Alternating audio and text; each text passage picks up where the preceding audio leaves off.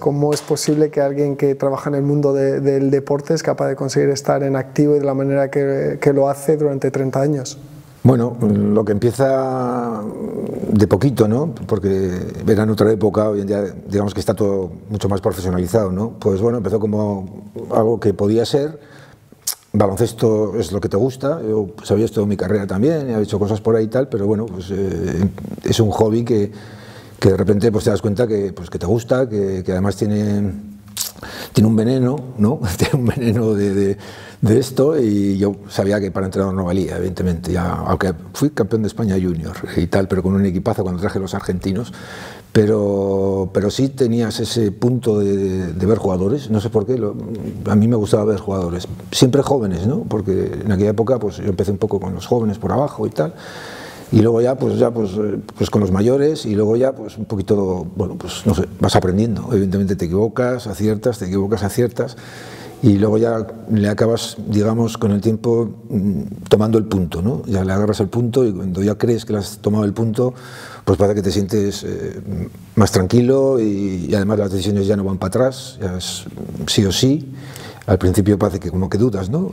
Todo el mundo dudamos. Yo creo que, y de hecho ahora mismo yo dudo, y tú pienso que también. Y luego ya pues tomas el punto y dices para adelante, y no vuelve nunca para atrás, ¿no? Y un poco de suerte, y a veces estar donde no están otros, ¿no? Y ver cosas intentar ver lo que no pueden, intentar pensar donde los otros están y dónde debes ir tú para qué mercado, ¿no? O algo diferente. Por eso empezamos un poco, que fue la idea fue de José, ¿no? Empezar un poco por Argentina, porque nosotros éramos un equipo pequeño y necesitamos abrir mercados, ¿no? Y bueno, pues poco a poco, un poco de suerte y todo, y luego pues acertar. Y si no aciertas, pues es más complicado, ¿no? Yo no vengo de fútbol, evidentemente, pero tú has sido futbolista, cosa que a mí para este tipo de trabajo es una cosa que a mí me gusta mucho, que el scouting, si ha sido un jugador de baloncesto o el mismo entrenador o tal, que tengan ese punto, ¿no? Yo no sé si es una suerte o es una ventaja. Lo que sí que es verdad que el haber sido futbolista te da la oportunidad de conocer el medio en una situación que siempre es de estrés, de inquietud, y que además el futbolista, cuando es futbolista, se siente el actor principal. Entonces, haberlo sido antes te permite conocer un poco cuáles son las emociones del jugador.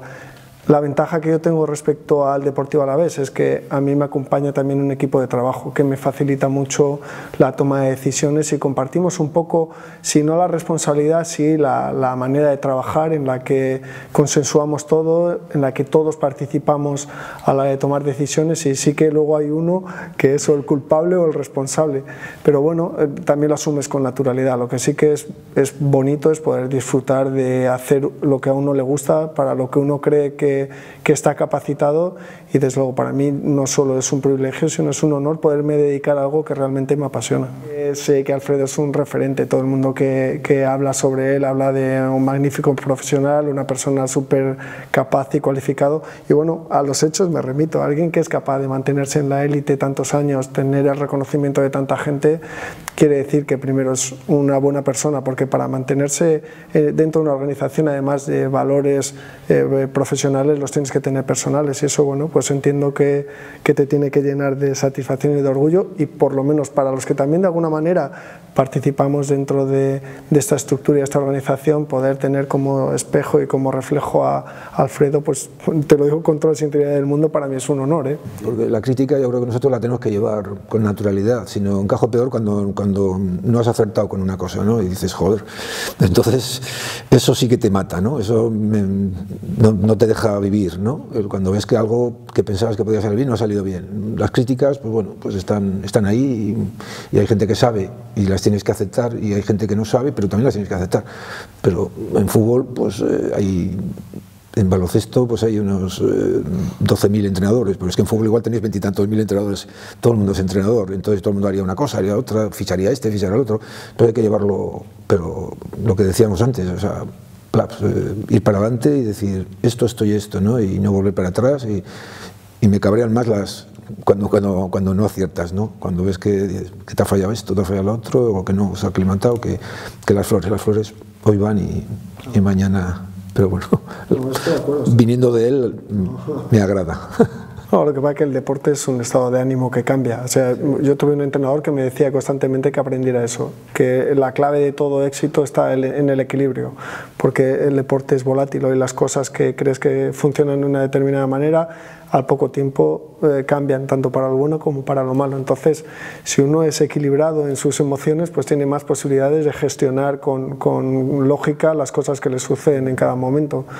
Pero bueno, en este caso eres un hombre exitoso, por lo tanto es más fácil convivir con el éxito que con el fracaso. Lo que pasa que en deporte el que no esté preparado y asuma como natural que en un momento determinado las cosas no van a funcionar, porque hay situaciones que uno es capaz de controlar y otras no. Tú puedes decir, es cierto que me frustra el no haber acertado con un determinado jugador, pero bueno, muchas veces, como has dicho antes, intentas posicionarte cuando ves a un jugador en la situación que él está viviendo con la que tiene que vivir si tú lo llevas a tu equipo, y a veces eso no es sencillo, porque tú estás viendo a un jugador en un determinado contexto, en una determinada situación, en unos determinados parámetros, y conseguir equipararlos al que va a tener cuando venga a tu equipo, al cambio de ciudad, al cambio de entorno, al cambio de clima, al cambio de ambiente, no es fácil. Por lo tanto, si uno es capaz de conseguir que acertar más veces a equivocarse, es la manera que consigue uno estar 30 años en su puesto de trabajo. No, evidentemente tienes que acertar más, está claro, ¿no? Pero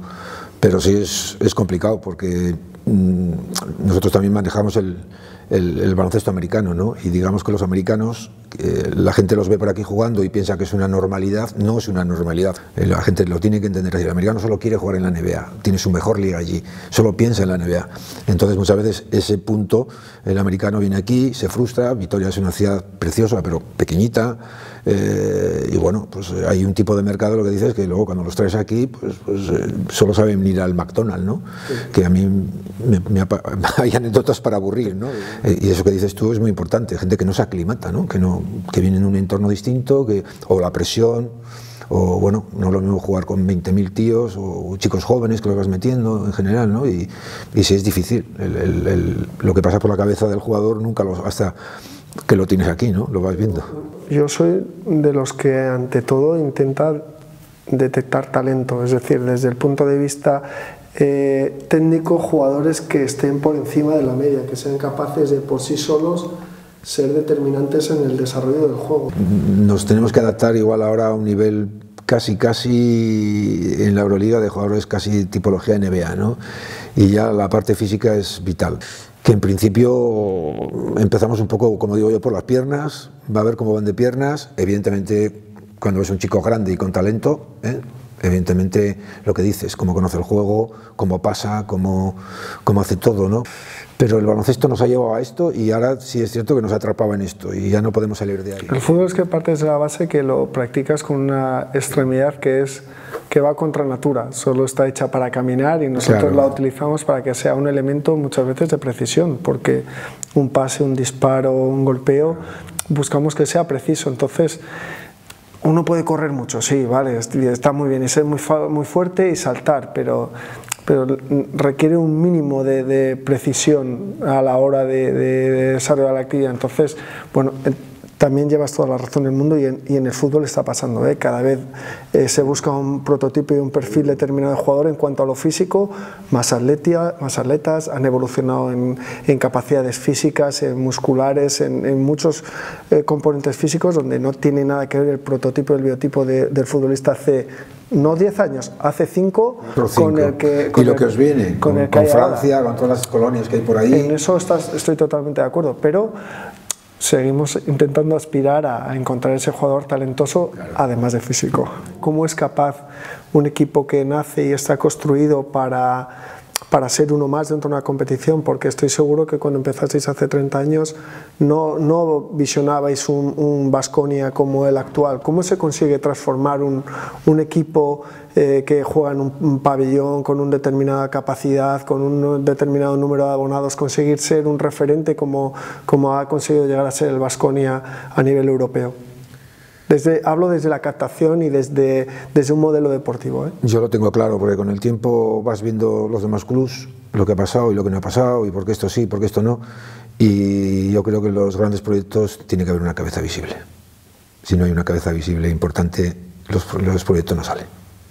todos sabemos dónde está la cabeza visible. Pero yo veo otros clubes y entonces está claro de dónde viene un proyecto, porque el proyecto no es solamente deportivo, es deportivo, el pabellón, todo, ¿no? La ambición, tal. Tiene que haber una cabeza que maneje eso. En la cabeza de nosotros, pues todos sabemos quién es, ¿no? Y dónde está. Entonces, para mí eso es vital. Sí, sin eso, la mayoría de los clubes fracasan, entran, salen. Entonces, pues la cabeza es pues tu jefe y mi jefe.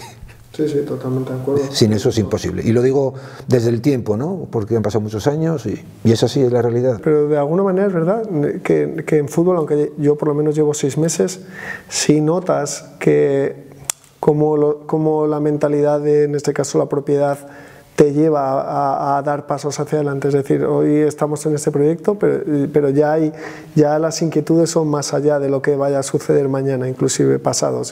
Ya es como buscar la manera de cómo doy el siguiente paso, cómo soy capaz de crecer más. Y bueno, eso aparte de ser un estímulo es una responsabilidad, es decir, seré capaz de estar a la altura de esa mentalidad, de esas ganas, de esa convicción.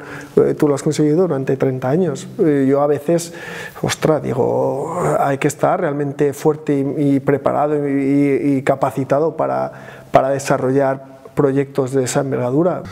Pero esa ambición tiene que venir de arriba, ¿no? El día a día y la presión, porque no solamente es ambición y presión. Y la presión, notar esa presión, porque se nota, ¿no? Y entonces, bueno, pues si no, pues digamos que no, todo eso no sale, ¿no? El pabellón no salió porque sí, salió porque ahora... En esa presión es difícil dar esos pasos, porque claro, si vives en un estado de confort y de comodidad es difícil crecer, claro, esa presión es necesaria hasta cierto punto, porque sí. Si no te acomodas y dices, bueno, si me quedo con lo que he conseguido ya, es difícil evolucionar.